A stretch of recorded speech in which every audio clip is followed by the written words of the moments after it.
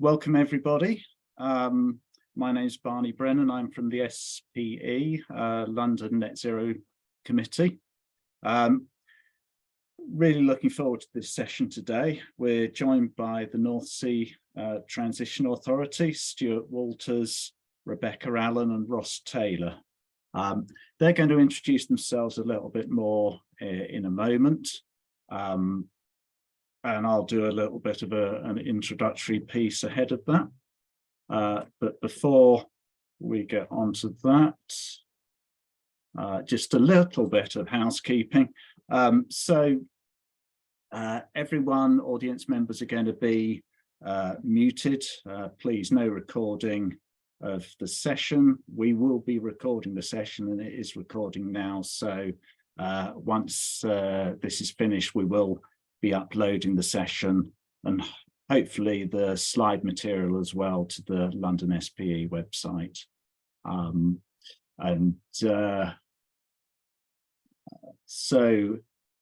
Like I say, the speakers are going to be introducing themselves. Their fuller biographies are on the Eventbrite webpage.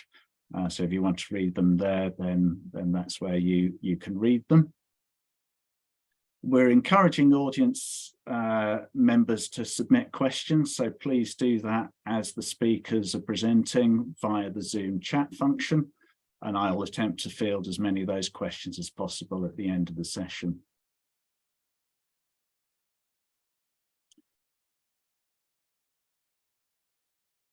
Right. Yeah, so by way of introduction then, really, I personally think this is a hugely important subject. We're talking about policy and regulations in the North Sea, but why is it so important? I think the UK, we have fantastic assets, you know, offshore. We've got oil and gas fields, we've got reservoirs which we have a world-class understanding of. We've got potential storage sites. We've got offshore wind as a fantastic asset. We've got potential for hydrogen, CCS, and so on. So we've got an awful lot of potential there. We've also got a legal obligation to meet net zero, as well as I would say a moral obligation to meet it. And so the question is, how do you balance up that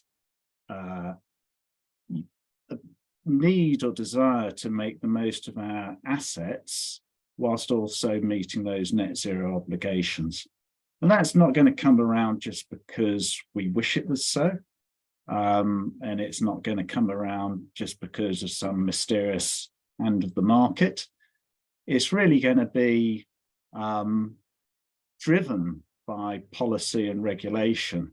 And you know, policy and regulation does change behaviours and it does change outcomes. So I think we're very lucky to be joined today by Stuart, Rebecca and Ross from the North Sea Transition Authority, who can tell us a little bit about how policy and regulation within the North Sea context can really help us steer our way through that balance between getting the most out of our assets and meeting our net zero obligations. So that's all I wanted to say by way of an introduction. So it's really, if I hand over to you now, Stuart, you want to share your slides? Great, yeah, I'll just do a quick intro for all three of us and I'll share our slides. So yeah, Stuart Walters, I work in the Policy and Strategy Director at the North Sea Transition Authority and I'm Energy Transition Policy Manager. So my remit and focus has largely been on the delivery of net zero and looking at emission reduction opportunities, whether that be across flaring and venting or power emissions such as electrification, and then through to the kind of offshore energy integration opportunities with those upcoming technologies such as hydrogen, floating offshore wind, etc. I'll pass over to Rebecca to introduce herself next. Hi, good afternoon, everyone. My name's Rebecca Allan, and I'm one of the decommissioning engineers at the NZTA. So I sit within the Decommissioning and Supply Chain Directorate, and my focus is on really cost-effective decommissioning and reuse and repurposing to the benefit of net zero. Hello everyone, my name is Ross Taylor and I sit in the Operations Directorate. My main focal points are around project managing data sets and databases so that we can monitor and identify issue areas in getting towards net zero, flaring and vent, electrification, low carbon power, things like that. Brilliant, thank you. So I will now go ahead and share my screen.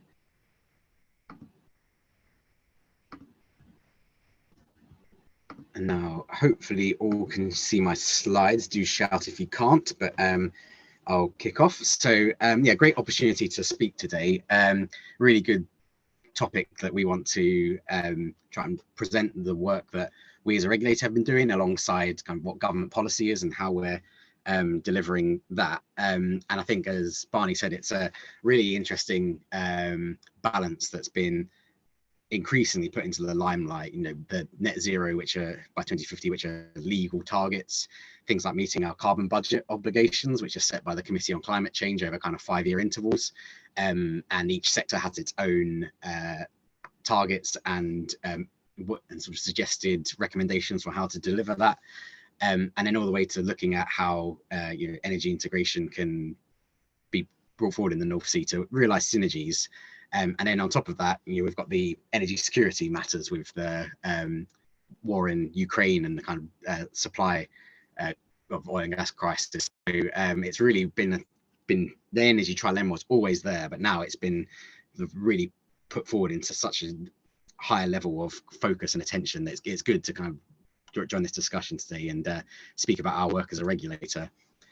So for those who may be a bit less familiar with us, the North Sea Transition Authority, we were known as the Oil and Gas Authority up until just over a year ago now. But in a nutshell, we regulate and influence the oil and gas and carbon storage industries. So as a regulator, those are the sectors we are directly responsible for: oil and gas licensing, gas storage, etc., as well as the upcoming kind of carbon storage industry as well. We issue licenses for that offshore. But on top of that, we're kind of helping drive the North Sea energy transition and looking at the UK continental shelf as that energy and carbon abatement resource across various sectors. One thing that, you know, I'll touch on in this and is a theme going throughout this is that there are commitments by industry to reduce their emissions, particularly halving upstream emissions by 2030, and we're helping hold industry to account to that in various mechanisms, various tools, etc., which I'll touch on later on.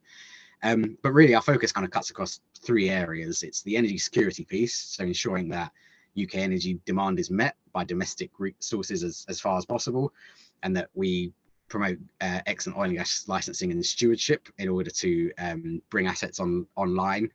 But importantly, you know, we're not looking at in the energy security picture. It's not about bringing as many assets online as possible, as quickly as possible. It's really about looking at ones that can be delivered in as clean a way as feasible, and, you know, ensuring that emissions are regulated, that even though we're approving new projects, overall upstream emissions are going down towards 2030 and beyond, and that we're promoting, you know, the use of electrification and things like zero routine flaring and venting to help deliver that. And then the other piece, which we'll touch on in the presentation, is that overall broader transition picture. So as well as the carbon storage licensing and stewardship I mentioned that we have direct regulatory responsibility for, we're looking at promoting energy integration opportunities across various sectors, offshore wind, hydrogen amongst those, and then also looking at mechanisms to just streamline things like sharing data, how data is accessed, and in order to make sure that, you know, these different sectors have access to the same data in as streamlined way as possible. And really, yeah, it is that picture about going from a oil and gas sort of focused UK continental shelf to looking at its full economic potential, helping promote the supply chain and job creation as the energy integration picture develops, an energy transition going forward, and making sure that the potential of the North Sea is realised. So looking at the oil and gas picture in a bit of context, these are projections out to 2050, both of potential oil demand and gas demand, oil on the left, gas on the right. The demand projections are taken from the Committee on Climate Change. That's their net zero modelling they did to look at, by 2050, the level of oil and gas demand we may still require in the UK. And then in green on both of those plots are our own projections on potential future oil and gas production. And really the key message here, which many folk would have heard before, is that even in a net zero pathway, as modelled by the Committee on Climate Change, there is still a demand for oil and gas in 2050. And so there's a need for it to be produced. And we're projected to remain a net importer of gas in the decades ahead, as we are currently. But really, we need to make sure that we still deliver our domestic resources, and do that in a way that's environmentally responsible and doesn't jeopardize things like our net zero obligations. One other point from this slide is that under all these projections we've looked at, and there is obviously uncertainty in future projections, but our production projections do look like they will decline to 2050 in line with various global recommendations from reports such as UNEP and the International Energy Agency, etc., where they recommend that there's a certain decline rate of oil and gas going to 2050. So, UK continental shelf is a declining and mature basin. So our projections look like they're broadly in line with what those pathways are for both oil and gas on a global basis. Some of the policy context for this more from central government, where we're arm's length body of what is now the Department of Energy Security and Net Zero. So in terms of emissions reduction, the main marker really is the North Sea Transition Deal.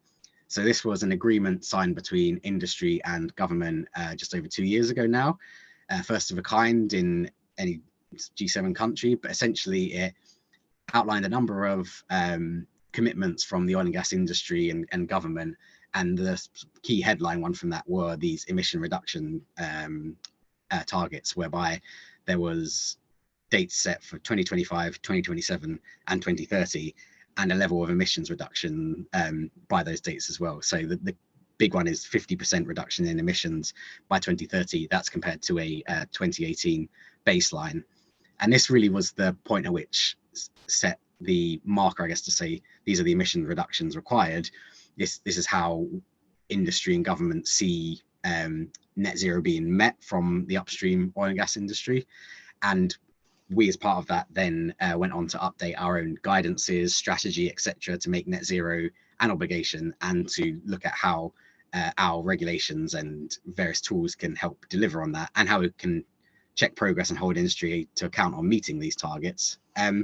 We have shown very good progress in some early indications. So there's been a 50% reduction in flaring since 2018.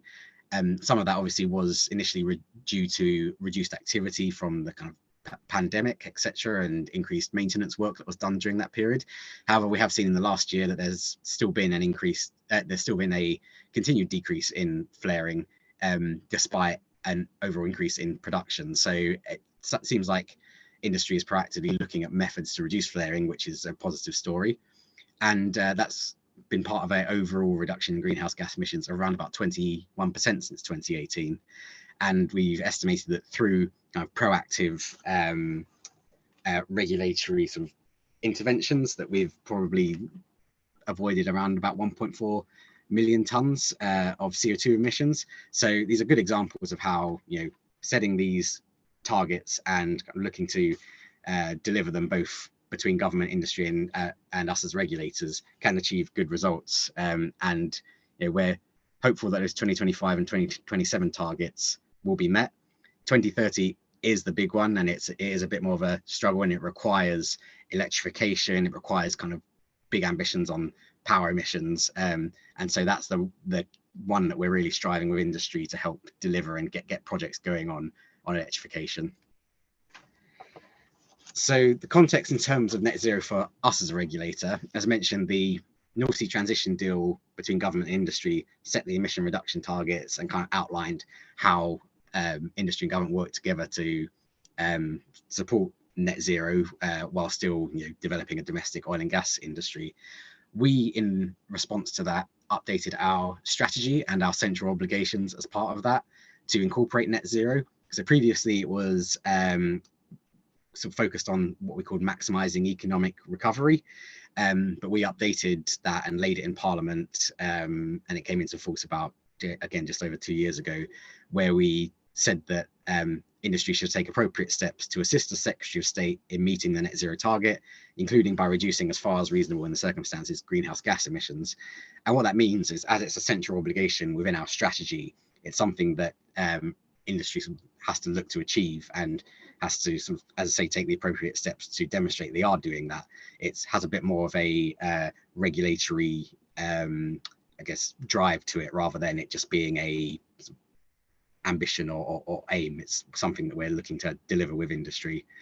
And then move on to the next slide, where falling out from that, our overall strategy and central obligation on net zero, there are a number of guidances and tools and other kind of approvals that we've updated to make sure that net zero is a key consideration in multiple decision points along the kind of regulatory pathway, which is what this slide touches on. And I'm not going to go into overall detail on this because there's quite a lot of information, but it can be found on our website.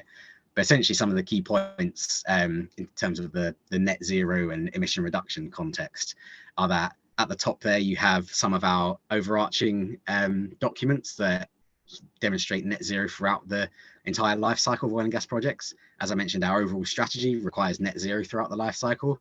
And then also in tandem to the strategy, we introduced a new stewardship expectation. So our stewardship expectations are essentially documents that outline the kind of principles and approaches we'd like to see industry take in different areas. There's ones for supply chain, decommissioning. We introduced one for net zero as well that kind of outlines across all the various different points of a project lifecycle, from initial licensing and exploration all the way down to decommissioning and reuse and repurposing, the types of steps and considerations we'd like to see industry taking to demonstrate emission reductions, but also helping deliver net zero. Falling out from that, across the various points at which we give kind of regulatory approvals and how we steward, again, we've been looking to drive emission reductions and net zero delivery. Ross will, in the next couple of slides, go on to look at a few more examples of how we do this. But essentially, when you look at new field approvals, which you can see there in brown, we updated our field development plan guidance, which is the document that needs to be delivered by industry in order for new fields to be approved. We've put a net zero assessment within that now. So essentially, we'll look at, is there opportunities for that new field development to be electrified, or at a minimum be electrification ready from day one, which means that they can plug in quite quickly once a power source nearby becomes available. It sets requirements as well to say that this new field has to be developed based on zero routine flaring and venting as well. So holding a high standard to say that in terms of emission reductions and abatement, that what new projects, new fields have to have included in their development plans before we approve it. And in terms of stewardship as well, for existing assets and those that are already in production, looking at how we can focus on emission reduction and performance. We work with industry on emission reduction action plans that Ross will talk about a little bit as well. And we have our emissions monitoring report as well that goes out annually, that sort of shows progress by the industry as a whole on delivering its emission reduction ambitions. And then that all fits into our kind of stewardship work, where we look at existing assets, how they're performing, ways they can reduce their emissions, etc. And then the final bit I just wanted to touch on before passing over to Ross is on flaring and venting. We delivered new guidance in 2021, which basically outlined that flaring and venting needs to be at its lowest possible levels across projects, and then that there is a target that by 2030 there will be no routine flaring and venting offshore, and that's aligned with the World Bank obligations on zero routine flaring. So those are some of the updates and changes we made in response to kind of this net zero drive in terms of our regulations. But I'll now pass over to Ross to go in a bit more detail through some of those. Thank you very much, Stuart. So we've, so as Stuart touched on there, future developments, we are looking to get energy security and also net zero, and it's a difficult balance to get. So how do we get to secure the supply and to net zero? Well, we've got to look at ways of reducing CO2. But it's not just CO2 that needs to be reduced, it's all greenhouse gases. A lot of the documentation you'll see mentions CO2, but I'll come on to it later that it's not the biggest threat. So if you come to us with a new project, we want to know how you're going to reduce that CO2. Are you going to electrify the platforms? Have you got maybe a reuse for the platform? At the moment, there's a carbon capture and storage round that's just finished up. You know, are you going to have an installation in place that could maybe be reused for carbon capture and storage? Is it ready? Is there an energy hub in the area? Could you put some floating wind farms in? Is there a cable to shore?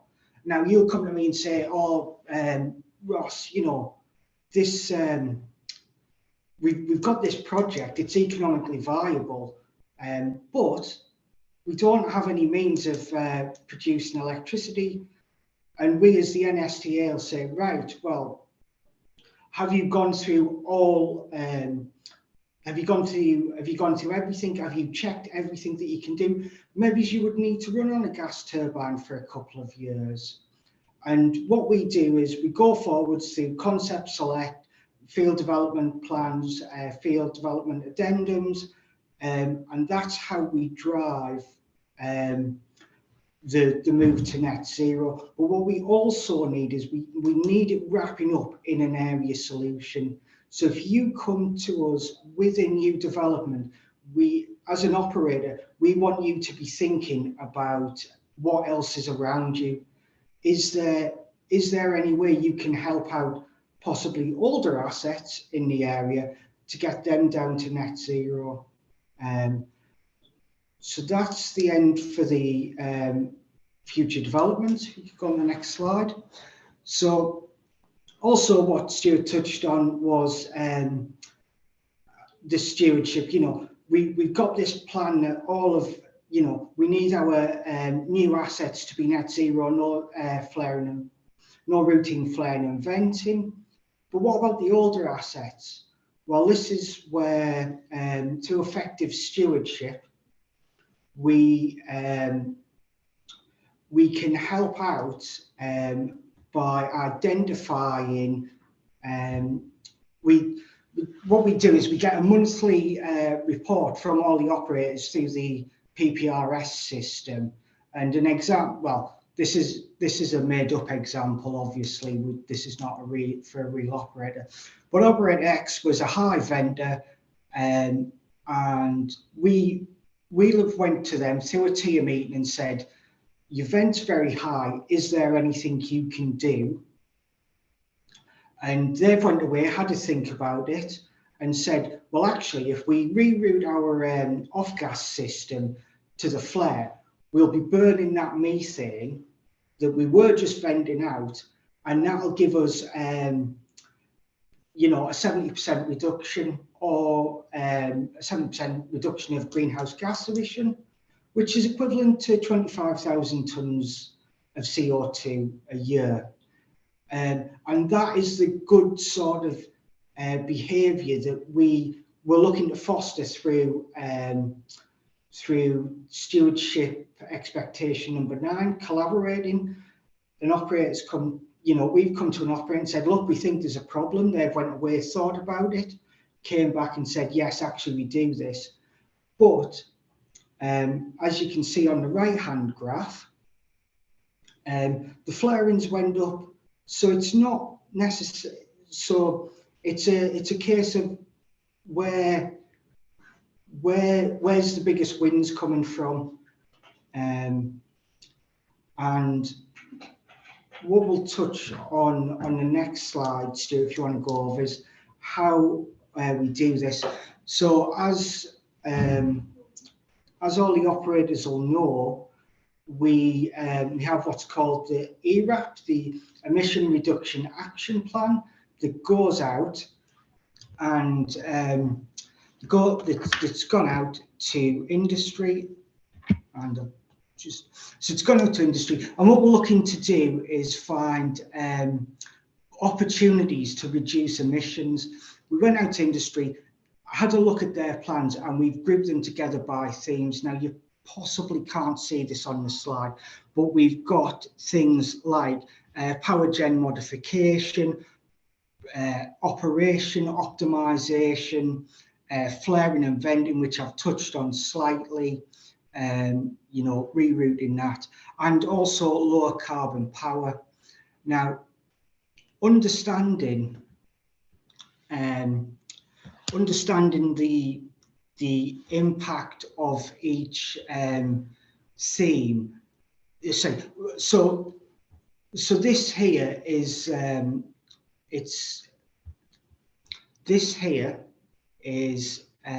it's a government, excuse me, sorry, I'm getting tongue tied. So what we've got here is an action plan for operators to reduce emissions, and what we've got on the right hand screen is a way of monitoring this, and this is available to the public. I don't know if the slide pack's going out, but there's a link at the bottom where you can go onto the emissions intensity data dashboard and actually click on the dots and see which assets are high emitters, low emitters, and over time we'll be able to track whether the operator's ERAP has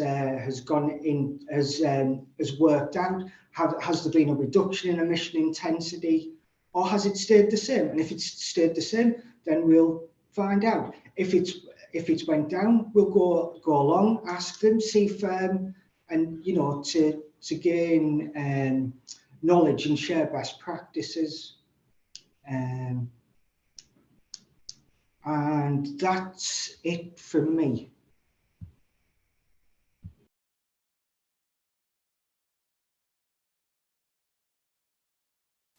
You're still on mute there, Stuart.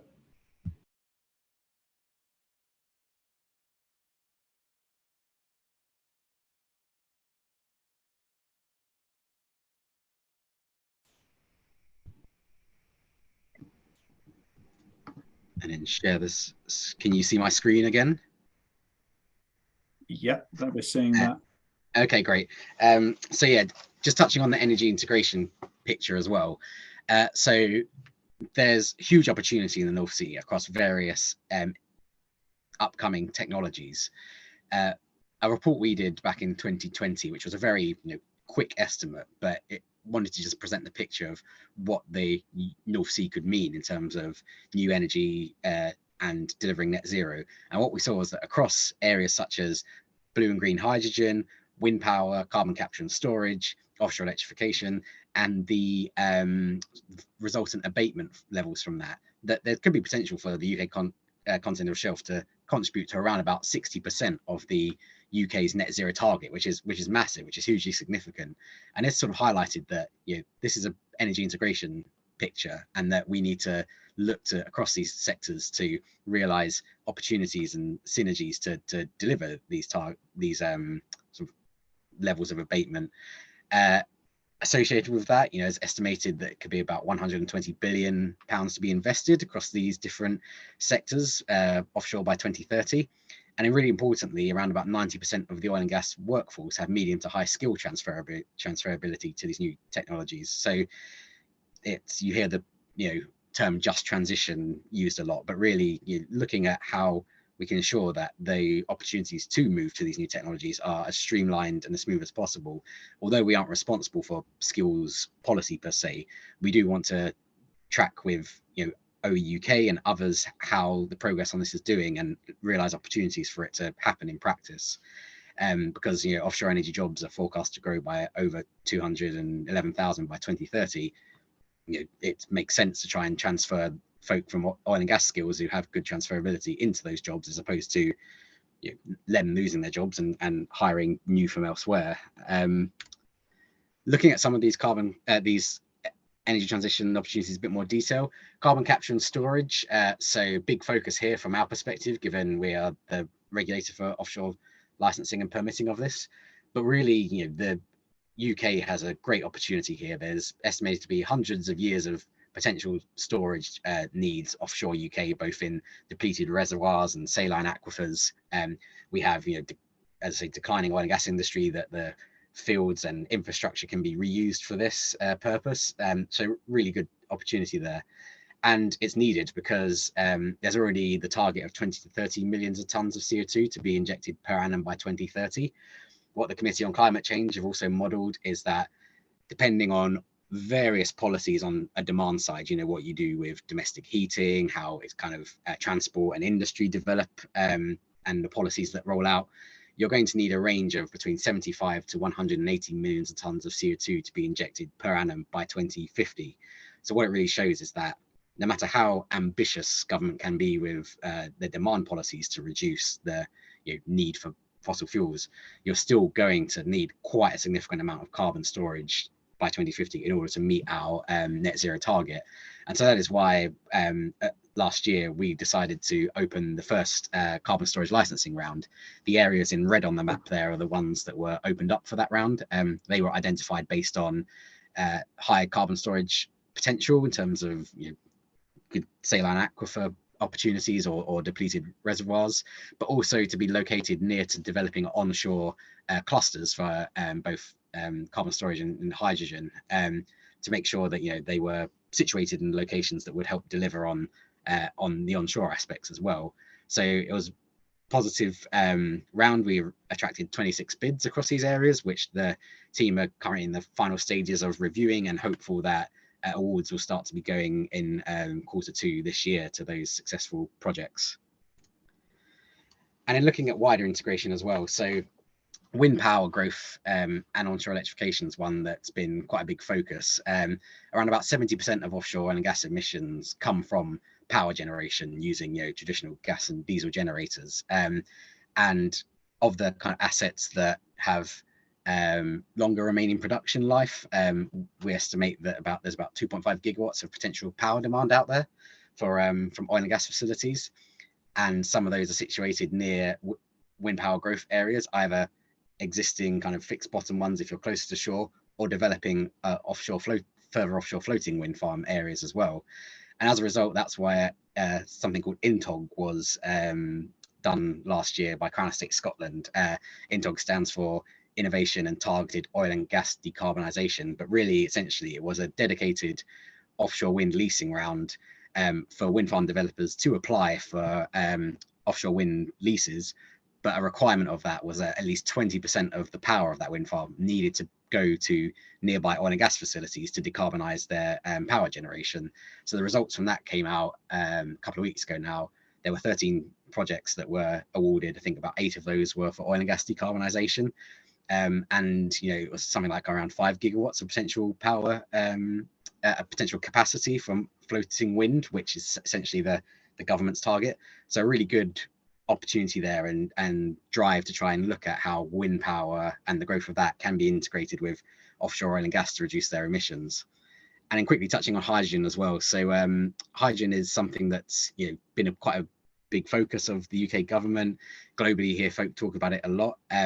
We've done some initial work to kind of look at upcoming projects that are looking at both blue and green hydrogen, and kind of estimated that you could, if all those projects come to fruition, which obviously is unlikely, but you could have potential total capacity of 12 gigawatts of blue hydrogen and 5 gigawatts of green hydrogen by 2030. And linked to that, again, there's the opportunity of reuse of existing pipeline infrastructure offshore to transport that hydrogen, whether it be from offshore green hydrogen area around a wind farm, or looking at blue hydrogen opportunities. And then also there could be a requirement for hydrogen storage as well. A big benefit of hydrogen is that it can help mitigate offshore wind farm intermittency. So when you have low demand but high output from a wind farm, you convert it to hydrogen and then store it to be reused later on when demand is high and outputs may be lower. So again, potential for offshore storage opportunities there as well. But really, this is about looking at the synergies that can be delivered across these different sectors to not only deliver net zero, but look at emissions abatement and reducing some of the capex costs that can be associated with these projects, which can be large. And on that note, I think I'll pass over to Rebecca. Thanks, Stuart. I'm conscious of time. I know we've ran a wee bit over for the presentation already, so I'll quickly rattle through. I might, for the interest of time, so we're leaving time for questions, skip some slides. But Stuart, if you can bear with me since you're kind of on the presentation, I'll hopefully direct you. So just a very quick introduction. As Stuart was saying, our decommissioning strategy, our strategy was updated a couple of years ago to integrate net zero into the central obligation. Closely following that, the NSTA decommissioning strategy was updated to make sure we were aligned. So as you'll see, the kind of strategy that we have for decommissioning has 4 pillars, which are outlined on the screen there. I'm going to just spend my time focusing on the one to do with supporting the energy transition. Stuart, if you could skip slides, that would be great. So very quickly, as has already been mentioned, the NSTA have a series of stewardship expectations which provide guidance to industry on best practice to support our security of supply and net zero ambitions. So in terms of the kind of obligations, the expectations that have bearing on what I'll be talking about today, there's expectation 9, which is to do with collaborative culture, stewardship expectation 10, which is to do with planning for decommissioning and cost-effective decommissioning, and stewardship expectation 11, which is to do with the culture for net zero and greenhouse gas emission reduction. Yes, so Stuart, if you could quickly change, thank you. So first of all, I'll spend a little bit of time, like I said, conscious of time, talking about our expectations for decommissioning. In terms of, so oil and gas infrastructure must be decommissioned, obviously, when it no longer has an economic use, really. Now, in terms of the end point of decommissioning, that is, in terms of the standard must be achieved, that is outlined in various legislation and guidance, such as all surface-based structures must be removed and they need to achieve a clear seabed. However, in terms of how that is done, there is some flexibility. We would expect decommissioning to be done and is cost-effective and as emissions optimal method possible. And in terms of how we expect people to do that, I've kind of put roughly in this slide. So we would encourage, where possible, early and effective planning to be done, ideally within asset late life. That organisations and operators are looking at how they're designing their decommissioning and abandonment to make sure that they are, that the design is optimal, the resource is optimal, and that they are managing the risks of delays, which obviously leads to increased costs and often increased emissions, and that they're looking at areas where they can campaign and collaborate. So Stuart, if you could skip on, that would be great. So I'll spend a bit of time talking about campaigning and collaboration, which is our view of one of the main ways to be optimal in decommissioning from both a cost and emissions perspective. When we talk about campaigning, we obviously mean executing multiple scopes and series using the same rigger vessel. And obviously from a cost perspective, this is really good because you're sharing resources, you're sharing mobilisation and demobilisation costs, but also that makes sense from an emissions perspective as well. And we would expect operators to look at campaigning both within their own portfolio, but also to look at collaborations with third parties for multi-operator opportunities where possible. Collaboration is essential to ensure that all parties benefit from campaigning, and therefore operator to operator and operator supply chain collaboration is therefore required. There are multiple ways to campaign, and collaboration and transparency is at the heart of all of them. Stuart, if you could jump to the next slide, please. So just to give a very brief introduction on the NSTA's focus on infrastructure reuse and repurposing. Obviously, after decades of oil and gas exploration and production, has resulted in a vast inventory of structures, pipelines and wells, which in theory could be reused or repurposed. We define reuse as where infrastructure is used again for the purpose it was originally designed for, so i.e. a pipeline being used for continued oil or gas development. And repurposing is where the infrastructure is used for a different purpose, so as in a pipeline being used to transport CO2 or hydrogen. There are numerous ways that infrastructure could be reused or repurposed, and these could be at an infrastructure-wide scale or at the very small macro level, some examples of which are given on this slide. So Stuart, if you could jump to the next one. Okay. So as per our strategy, operators are obligated to consider reuse and repurposing ahead of decommissioning. The repurposing glide path that's shown in the top left-hand side of the slide gives our view on how we believe that reuse and repurposing assessments could be integrated into asset late life, and therefore have them done in a way that's more cost effective. The NSTA is working to enable infrastructure reuse and repurposing and to define the hopper of opportunities. And to do this, we're using a set of screening principles. And these principles are shown in the bottom left hand of the slide. We're particularly interested in enabling opportunities for reuse and repurposing that benefit the energy transition, that have a material impact. So as in the availability of a pipeline obviously makes a significant impact to the capex of a new project, and that also we're avoiding value erosion. So what I mean by that is, if a pipeline looks absolutely fantastic and it could be used again, but that repurposing opportunity may not be viable for 30 years' time, is it cost effective for that pipeline or that platform to be kept in a hibernation state? Probably not in some cases. So, and we're doing this, we're working with the various stakeholders to build an inventory of infrastructure that we can make key attributes about available and put in the public domain, ideally, to raise awareness of the benefits of this infrastructure to potential new users. Thanks, Stuart. Next slide, please. So, and this is just showing that in this figure, at the NSTA, we aren't ignorant to the fact that there are various challenges to infrastructure repurposing, and that these challenges could represent potential blockers to the opportunity being realised. This is why we're working closely with stakeholders such as the wider regulatory community to understand how these potential barriers could be mitigated or overcome. So next slide, please, Stuart. So I appreciate that was a very quick whistle-stop tour of what we're doing in repurposing, but just to summarise, so in terms of the next step of this effort, it's largely based around three themes. One, we asked for feedback from oil and gas operators on what opportunities they felt there were for reuse or repurposing within their portfolio. We're finalising our understanding of the feedback from operators at the moment.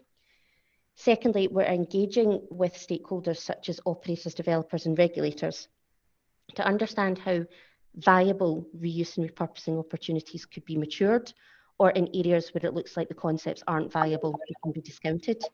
And we are working to implement a framework to make sure we can share this information widely in a transparent way that will be helpful to potential new users.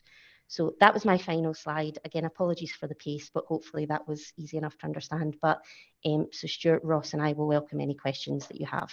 Thank you very much. That was a terrific presentation, and thanks, Rebecca, for whizzing through the last bit there to leave ourselves some time for questions. No, I think it's really interesting. I think the degree of interest and the breadth you've covered is also reflected in the range of questions which have come in. We're going to have to rattle through them relatively quickly. Hopefully, if we can't get round to all of them, we might be able to find a way of answering them, some of them post the session.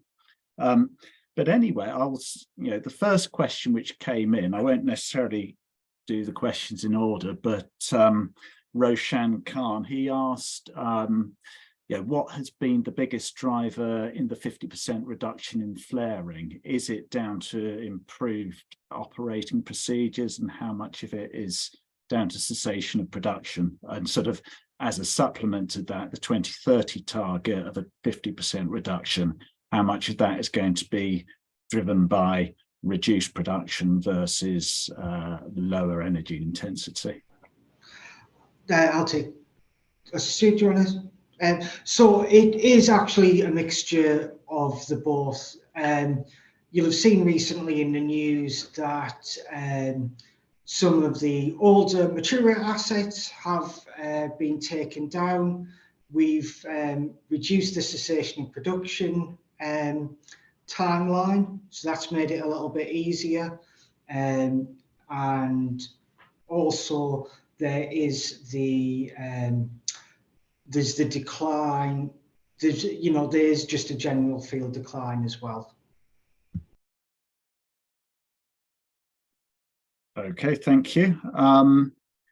We've got a question here from Sam Coupland on electrification.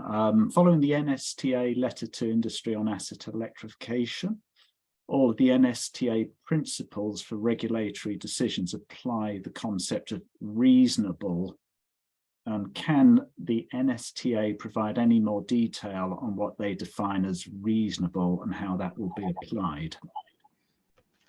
I can give a bit of context for this. So it's really to put the flexibility in there that it is a project by project consideration. So for instance, if you had a northern North Sea asset very far from shore, not really near to any existing wind farm operations, we wouldn't then state that a new field had to be electrified from day one because there's no power source nearby, and that could delay the field coming online quite significantly. We may say things like, as we've done in West of Shetlands, the asset needs to be electrification ready and have the tools and equipment on there to allow it to be electrified as and when or if a power source becomes available nearby. So it's just to sort of put a bit of flexibility in there to not blanketly apply concepts like every new asset needs to be electrified from day one, because we know there are caveats and nuances to it.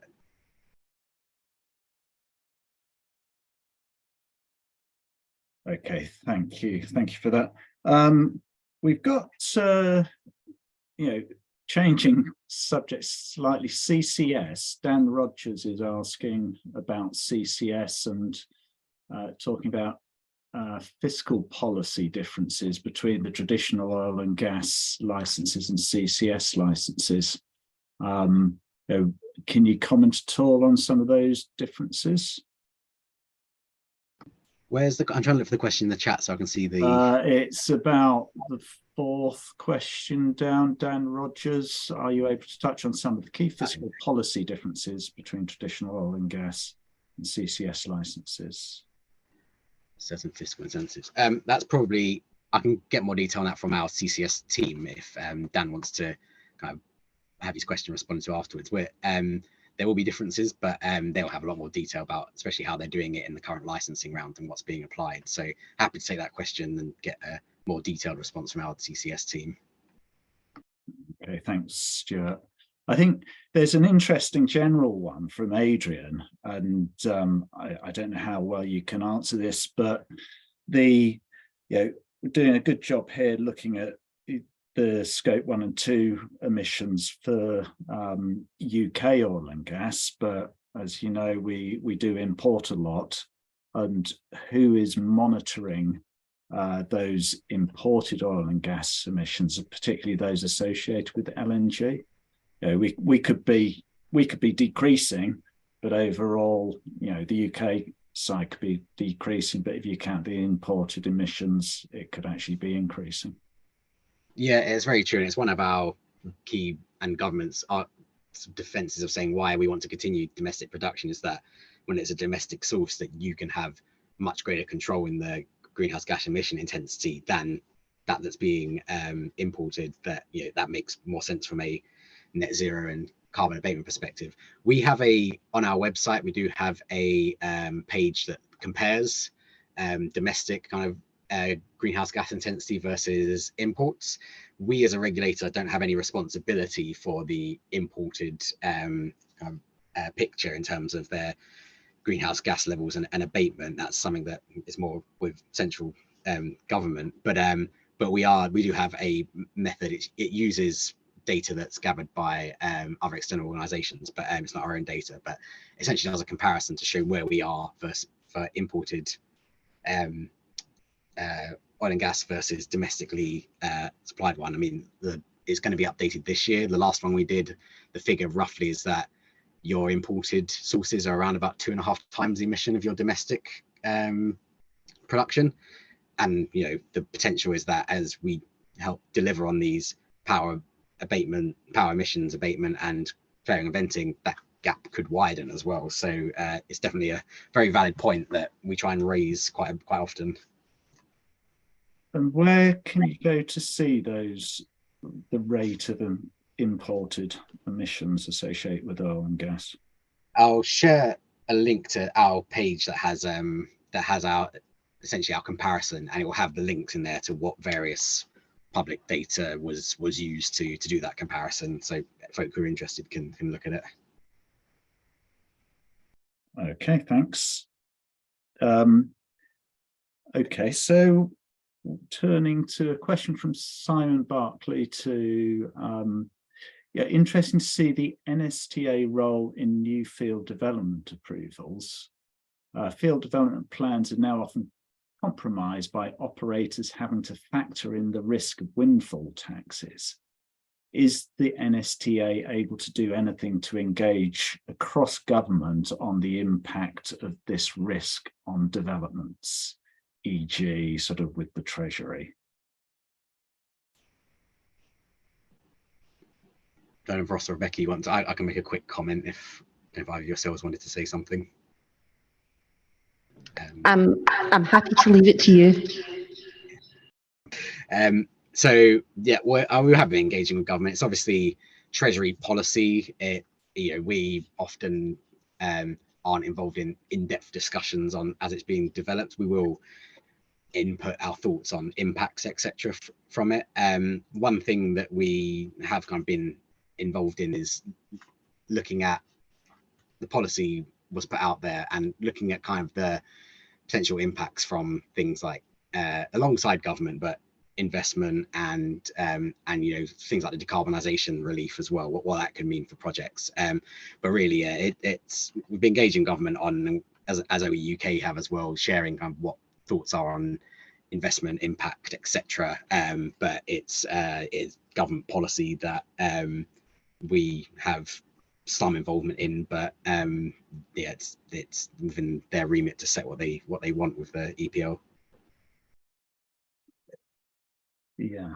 Okay. Well, thank you for that. And so now it's sort of more turning towards energy integration type questions, which I think are interesting. So Steve is asking, does the NSTA see itself having a mediation role where the Crown Estate has managed to license the same area of seabed for offshore wind and CCS to project operators, both of which require significant periodic access to common areas of sea surface, e.g. 4D seismic for CO2 monitoring? I'd say sort of what's your role in sort of mediating and making sure everything's working together? Yeah, so there's obviously a well-documented interaction that's happening already offshore. What we are looking to do is we work very closely with the Crown Estate. There's a forum called the Coexistence Forum. There might not be the exact term, but it's basically a Crown Estate Scotland-led forum to look at coexistence opportunities between oil and gas carbon storage and future wind.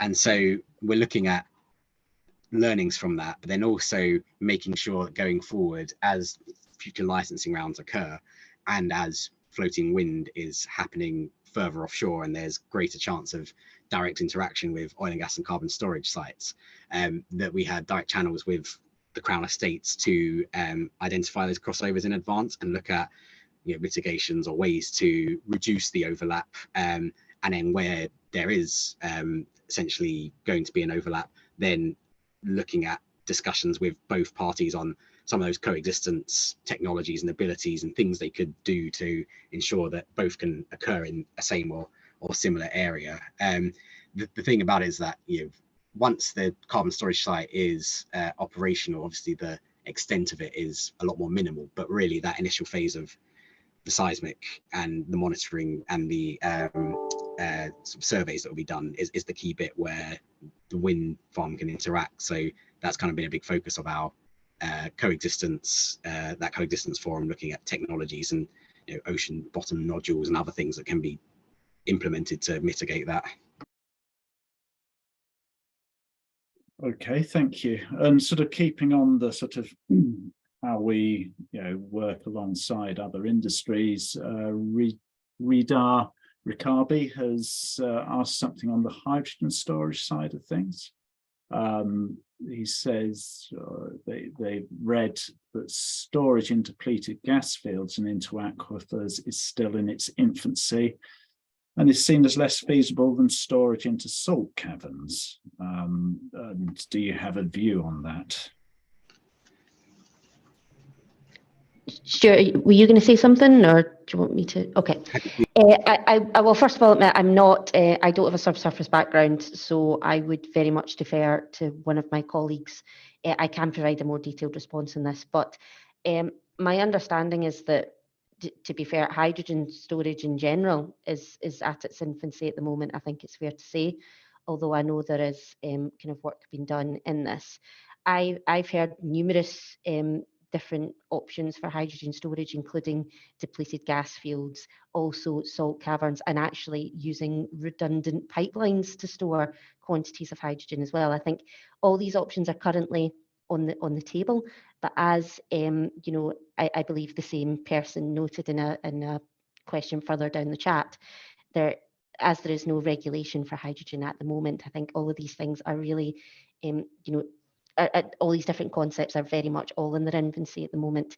If it is, we know that hydrogen policy and regulations are, being discussed, and my colleague Stuart Nicol is best placed to speak about the progress of that. But if and when, all the kind of regulatory ties are kind of organised and we can actually start to prioritise some of these concepts, I imagine you'll start to see work in this area progressing very quickly. Stuart, I'm kind of conscious I strayed into your area there, so is there anything you would like to add, or please correct me? No, yeah, that is true about it's something we identified about a year or so ago with government, is that currently offshore regulations on hydrogen are not clear at all, and that's something we've been working with them over the last year or so to try and get to a clear position on. So hoping for progress in the not too distant future on making that a bit clearer, and that should then help with the reuse, repurposing angle to understand who has regulatory responsibility and how best to progress that from both a pipeline and storage perspective. All right, thank you. Well, I'm just very conscious of the clock here, and we have actually run out of time. So can I just say, firstly, thanks to our sponsor, ERC Evolution, but also thanks to you three presenters, Stuart, Rebecca and Ross, for your insights there and for answering all those questions, and thanks to NSTA for allowing you guys to present to us. Personally, I think it's been fascinating. I think the questions I have could go on forever, and there are a lot of audience questions, so I really appreciate your time, and thanks to the audience as well for joining us. And I noticed, happy to pick up any other questions we didn't get to offline, Barney, if I know there were a few in there across various subjects we didn't get to go over. Yeah, well, if anyone if you're willing to take those, then I'll capture them in the chat, and we'll deal with them. Yes, definitely. Well, thank you very much for inviting us to speak. Absolute pleasure. Right, thank you all, and see you for the next session, which should be in a month's time. Thank you. Bye. Bye. Bye now.